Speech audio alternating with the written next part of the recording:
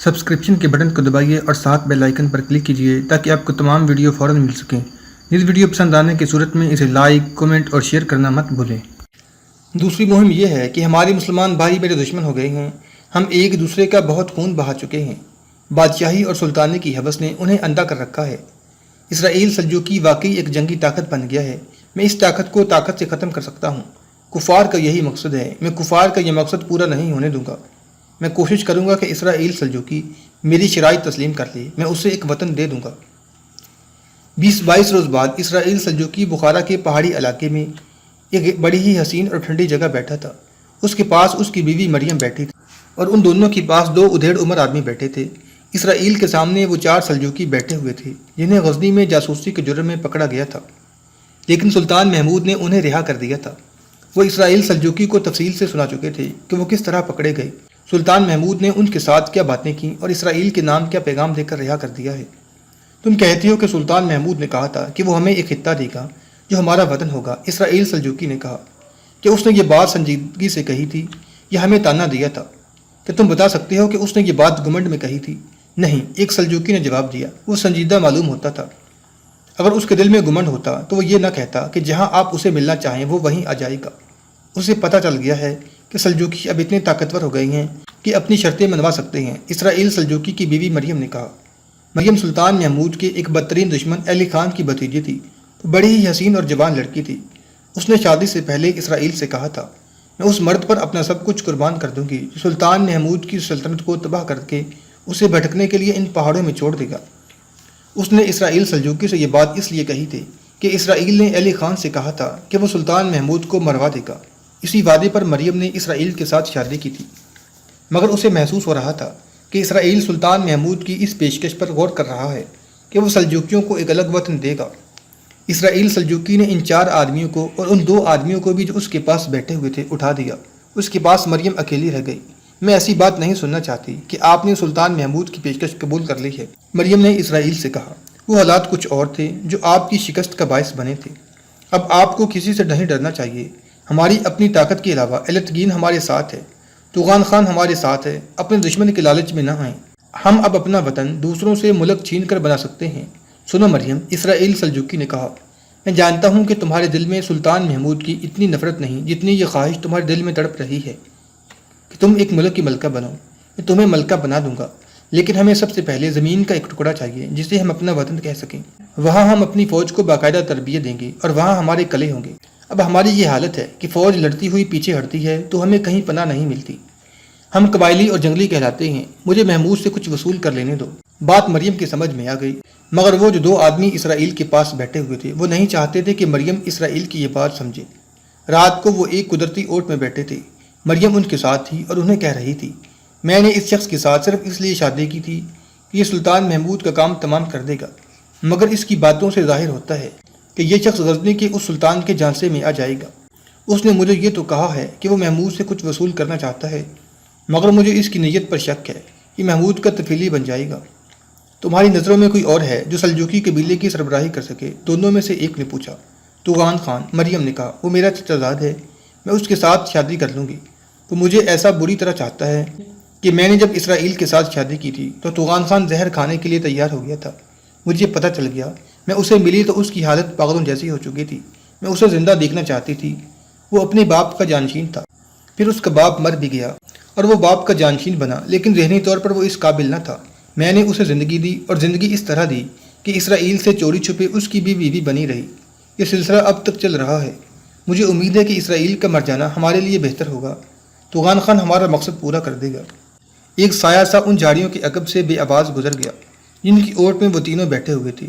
دونوں آدمیوں نے اٹھ کر دیکھا، بادل کے ایک ٹکڑے کا سایہ رینگتا جا رہا تھا۔ یہ ٹکڑا چاند کی آگے سے گزر گیا تھا۔ کون تھا؟ مریم نے سرگوشی میں پوچھا۔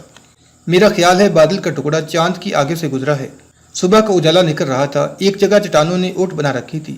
دائیں بائیں اور پیچھے 3 چٹانیں تھیں۔ ان کے درمیان تنگ سی خالی جگہ تھی۔ 3 درخت ایک دوسرے کے ساتھ ساتھ تھے۔ درمیان والے درخت کے ساتھ مریم یوں کھڑی تھی کہ اس کی پیٹھ تنے کے ساتھ لگی ہوئی تھی، ہاتھ پیٹھ کے پیچھے بندھے تھے اور ایک رسی اس کے ٹخنوں اور تنے کے گرد لپٹی ہوئی تھی۔ اسی طرح ساتھ والے درختوں کے ساتھ وہ دونوں آدمی بندھے ہوئے تھے جو رات مریم کے ساتھ تھے۔ ان کے سامنے اسرائیلی سلجوقی ٹہل رہا تھا۔ 3 تیر انداز کمانوں میں تیر ڈالے 8-10 قدم دور کھڑے تھے۔ میں جانتا تھا تم دونوں یہودی ہو، اسرائیل سلجوکی نے ان دونوں سے کہا، اور تم مسلمانوں کو آپس میں لڑانے کے ماہر ہو۔ میں نے تمہارے سپرد یہ کام کیا تھا کہ 2-4 لڑکیوں اور 2-4 آدمیوں کو تیار کر دو جو سلطان محمود کی جڑیں کاٹیں، مگر تم مجھے قتل کرنے کے لیے تیار ہو گئے۔ مجھے کسی نے بتایا تھا کہ یہودی سانپ ہیں جو اپنے مالک کو بھی ڈس لیتے ہیں۔ اس ناگن کو دیکھو، اس نے اپنی بیوی مریم کی طرف اشارہ کر کے کہا۔ میں یک وقت 2 آدمیوں کی بیوی بنی رہی۔ تم ملکہ بننا چاہتی تھی، ایسی خواہش کہ تمہیں یہ بھی یاد نہ رہا کہ تمہارا خاوند کون ہے۔ میں تمہیں آخری بار کہہ رہی ہوں کہ سلطان محمود کے دھوکے میں نہ آنا۔ مریم نے غصے سے چلا کر کہا، آج تم جو کچھ بھی کہو گی آخری بار کہو گی، اسرائیل نے کہا، اور میں تمہیں آخری بار بتا دیتا ہوں کہ میں تمہارے دھوکے کے باوجود توغان خان کو اپنا دوست اور سلطان محمود کو اپنا دشمن سمجھوں گا، اور ایک روز لوگ سلطنت غزنی کو بھول جائیں گے اور سلطنت سلجوق کو یاد کیا کریں گے۔ اس نے گردن تان کر کہا، میں سلطان محمود سے خطہ لے لوں گا، اور وہی خطہ غزنی کی فوج کا، سلطان محمود کا اور سلطنت غزنی کے عروج کا قبرستان بنے گا۔ تم جیسے جاہل اور گنوار قبائلی دوسروں کے لیے قبر کھود کر اس میں خود دفن ہوا کرتے ہیں۔ درخت سے بندھے ہوئے ایک یہودی نے کہا، سنو اسرائیل، تمہارا نام اسرائیل اس لیے ہے کہ تمہاری رگوں میں یہودی خون ہے۔ اس خون کی لاج رکھتے ہوئے میں تمہیں کام کی بات بتاتا ہوں۔ تم نے ٹھیک کہا ہے کہ ہم دونوں یہودی ہیں، اور ہم نے اپنے نام اور حلیے مسلمانوں جیسے رکھے ہوئے ہیں۔ ہم اسلام کے متعلق اتنا علم رکھتے ہیں جو تمہاری مسجدوں کے امام بھی نہیں رکھتے۔ ہم مسلمانوں کا ایمان خریدنے کے ماہر ہیں۔ یہ اتفاق کی بات ہے کہ ہماری باتیں تمہارے کسی آدمی نے سن لی تھیں اور ہم پکڑے گئے، لیکن تم ہماری تعریف نہیں کرتے کہ ہم تمہیں تمہاری بیوی کے ہاتھوں قتل کرا رہے تھے۔ میں تمہیں صاف بتا دیتا ہوں کہ تمہارا انجام قریب آ گیا ہے۔ تم سلطان محمود کو شکست نہیں دے سکتے، وہ ایمان کا پکا ہے۔ ہم وہیں کامیاب ہوتے ہیں جہاں ایمان کچا ہوتا ہے، اور جہاں ایمان کچا ہوتا ہے وہاں شکست لازمی ہوتی ہے۔ ہمیں مسلمانوں کے ایمان کی پختگی اور ناپختگی کے ساتھ کوئی دلچسپی نہیں۔ ہمارا کام ہے کہ کچے اور پکے کو آپس میں ٹکراتے رہیں۔ شکست کچے کی ہوتی ہے، مگر ہم اسے یقین دلائے رکھتے ہیں کہ تم سب سے زیادہ پکے ہو۔ تم ذلیل یہودی، اسرائیل نے دانت پیس کر کہا، مجھے تانے دے رہے ہو؟ اس نے ایک طرف ہٹ کر تیر اندازوں کو اشارہ کیا۔ 3 تیر بیک وقت کمانوں سے نکلی اور دونوں یہودی اور مریم کے سینوں میں اتر گئے۔ اور تیر نہ چلانا، اسرائیل سلجوکی نے کہا، انہیں یہیں بندہ رہنے دو، ان کی لاشیں گدھ اور بھیڑیے کھائیں گے۔ 2-4 مہینے ہی گزرے تھے کہ ہندوستان سے غزنی کی ایک فوج کا آدمی آیا جو جاسوسی اور سراغ رسانی کے محکمے کا تھا۔ یہ سنایا جا چکا ہے کہ کلنجر کا مہاراجہ گنڈا کسی پراسرار خوف کے زیر اثر لڑے بغیر میدان چھوڑ کر بھاگ گیا تھا۔ کسی بھی مورخ نے اس کے بھاگ جانے کی وجہ اس کے سوا اور کچھ نہیں لکھی کہ اس پر کوئی پراسرار خوف طاری ہو گیا تھا۔ اس پراسرار خوف کی وضاحت کسی بھی تحریر سے نہیں ملتی۔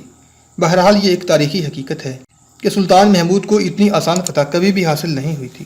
مہاراجہ گنڈا کا اتحادی گوالیار کا مہاراجہ ارجن تھا، اسے بھی بھاگنا پڑا تھا۔ سلطان محمود واپس غزنی چلا گیا تھا۔ اس کا ایک قلعہ دار ابو القدر سلجوکی کنوج کے قلعے میں تھا۔ اس نے اپنے جاسوس کلنجر اور گوالیار بھیج دیے تھے۔ انہوں نے ابو القدر سلجوکی کو جو اطلاعات اور معلومات دی تھیں وہ ایک جاسوس خود سلطان محمود کے پاس لایا تھا۔ یہ جاسوس اسی علاقے کا ایک مسلمان تھا۔ وہ ہندو رشی کے بہروپ میں کلنجر گیا تھا۔ مہاراجہ گنڈا کلنجر پہنچتے ہی ہوش میں آ گیا تھا۔ جاسوس نے سلطان محمود کو بتایا، وہ جب میدان جنگ سے بھاگا تھا تو میں فوراً ہی کلنجر چلا گیا تھا اور اس بڑے مندر میں جا ڈیرے ڈالے تھے جس میں کبھی کبھی مہاراجہ گنڈا عبادت کے لیے جایا کرتا ہے۔ اس کی راجدھانی بھی خوف سے کانپ رہی تھی۔ مندروں کے سنکوں اور گھنٹیوں نے ایسا وبیلا بپا کیا تھا کہ سارا کلنجر ہراساں ہو گیا تھا۔ میں خود تو نہیں دیکھ سکا، مجھے بتایا گیا کہ مہاراجہ کو 2 راتیں مندر میں رکھا گیا تھا۔ میں نے ایک روز شہر کی ایک گلی میں ایک عورت کو اپنے مکان کی دہلیز پر روتے اور بین کرتے دیکھا۔ میں چونکہ رشی کے بہروپ میں تھا اس لیے میں نے اس عورت سے رونے کی وجہ پوچھی۔ اس نے دانت پیس کر کہا، تم سادھو ہو، میرا بچہ واپس لا دو۔ پتہ چلا کہ پنڈتوں نے اپنا حساب کتاب کر کے مہاراجہ گنڈا کو بتایا تھا کہ 3 ایسے بچوں کی قربانی دینی ہے جن کی عمریں 6 ماہ سے زیادہ نہ ہوں۔ چنانچہ اسی روز 3 ماؤں کی گودیوں سے بچے اٹھا لیے گئے اور انہیں ذبح کر کے ان کا خون پانی میں ملا کر مہاراجہ گنڈا کو اس میں نہلایا گیا۔ اس عورت نے مجھے کہا کہ میرے بچے کا خون کرنے والا اس دنیا میں سزا پائے گا۔ میں نے زیادہ وقت مندر میں گزارا، پنڈتوں کے ساتھ میرا دوستانہ ہو گیا۔ ان سے مجھے راج محل کی باتوں کا علم ہونے لگا۔ سلطان غزنی و سمرقند عابدین سلطان محمود نے اس کی بات کاٹتے ہوئے کہا، یہ بھول جاؤ کہ میں کہاں کا سلطان ہوں، یا میں سلطان ہوں بھی یا نہیں۔ مجھے یوں ساری بات سناؤ جیسے اپنے کسی دوست کے ساتھ باتیں کیا کرتے ہو۔ میں کہہ رہا تھا کہ ہندوؤں کے مندروں کی دنیا کیسی پراسرار ہے۔ ہم ایک سیدھے سادے مذہب کے لوگ وہاں جا کر چکرا جاتے ہیں۔ عورت کا اس مذہب میں بہت دخل ہے۔ نوجوان لڑکیاں وہاں کی اندھیری غلام گردشوں میں یوں پھرتی ہیں جیسے ویرانوں میں چمگادڑ اڑتے پھرتے ہیں۔ میں مندر کی ایک ایسی ہی غلام گردش میں جا رہا تھا۔ کوئی میرے ساتھ ٹکرا گیا۔ وہ عورت تھی اور سسک رہی تھی، میرے ساتھ لپٹ گئی اور خوفزدگی سے کانپتی ہوئی سرگوشیاں کرنے لگی۔ مجھے بچا لو، میں مہاراجا کے لیے نہیں مرنا چاہتی، مجھے اپنے گھر لے چلو، مجھے اپنے پاس رکھ لینا، میں مرنا نہیں چاہتی۔ میں سمجھ گیا کہ یہ کسی کی نوجوان اور کنواری بیٹی ہے جسے پنڈت اس کی قربانی دینے کے لیے پکڑ لائے ہوں گے۔ اب مجھے مجرم کہیں گے، لیکن سلطان علی مقام میں نے اپنا وہ فرض نظر انداز کر دیا جس کے لیے میں مندر میں ٹھہرا تھا۔ میں نے اسے اپنا فرض سمجھا کہ ایک انسانی جان کو ایک جھوٹے اور بے بنیاد مذہب پر قتل ہونے سے بچاؤں۔ یہ ایک نیکی تھی اور میرا یہ عقیدہ ہے کہ نیکی کرو تو جزا ملتی ہے۔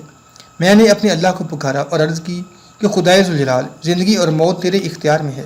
یہاں انسان بت بنا کر انسانوں کو ان کے لیے ذبح کر رہے ہیں۔ اگر میں یہ نیکی کر گزروں تو مجھے صرف یہ جزا عطا کر کہ جس مقصد کے لیے میں یہاں آیا ہوں وہ پورا ہو جائے۔ اس تاریک غلام گردش میں مجھے امید کی کرن نظر آئی۔ لڑکی کہہ رہی تھی، مجھے لے چلو، جہاں جی چاہے لے چلو، یہاں سے لے چلو، یہاں سے نکال دو، میں بھاگ آئی ہوں، تو مجھے ڈھونڈ رہے ہوں گے۔